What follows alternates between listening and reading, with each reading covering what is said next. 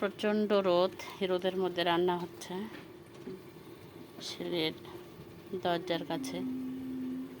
এই যে মন পড়ছে, এখানে বসে পড়াচ্ছি আর এই যে দরজায় বসে রান্না করছি আলোক চলে উঠানে। আজকে রান্না হচ্ছে ময়া মাছ, টমেটো পেঁয়াজ দিয়ে চটচটি। আরও একটা মাছ নিয়ে এসছে, কই মাছ, ওটা এরপরে ওটাও রান্না করব। একটা একটা করে রান্না। ভাতটা হয়ে গেছে। সেই প্রচণ্ড হাওয়া, কত সুন্দর জ্বলছে। এদিকে এই যে পাটা শাক টাটকা বাজার থেকে নিয়ে আসছে।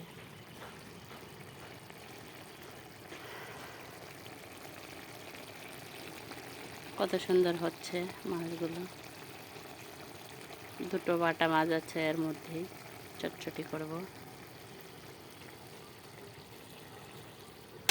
হতে থাক, মেখে দিয়েছে।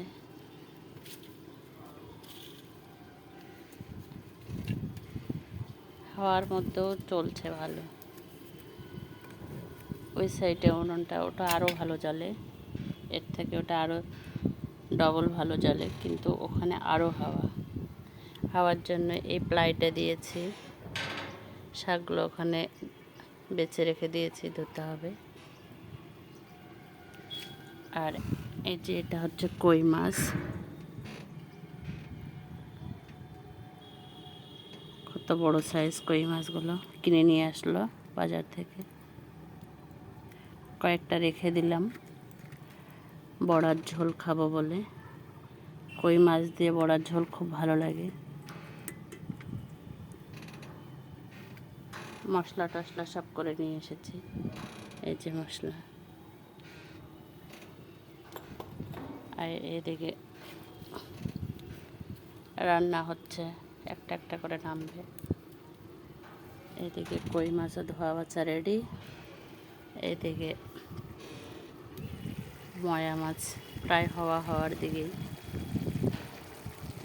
আর একটু ঝোল মারতে হবে, তেলে পড়বে তখন নামিয়ে নেব। কারণ ময়া মাছ তেল বের হলে ওটা বেশি ভালো লাগে খেতে। অনেকে আবার চটচটির সঙ্গে ডাল ভালোবাসে, আমাদের বাড়ির সবাই ভালোবাসে, আমাকে ভালো লাগে না। আমি শুকনা চটচটিটাই বেশি ভালো লাগে ভাত দিয়ে। ডাল অনেকে পছন্দ করে, কিন্তু আমাকে কেন শুকনোই খেতে ভালো লাগে। মেয়ে মানুষ বলে তাই নাকি, না আমার মতো আর কে পছন্দ করো কমেন্টে জানাবেন। আমাকে শুকনোটা বেশি ভালো লাগে।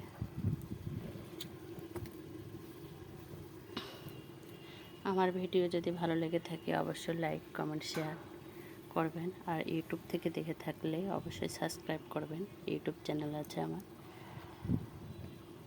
ভিডিওটা বেশি বড় করলাম না, লং হয়ে যাচ্ছে। কই মাছের সাইজটা কত বড়!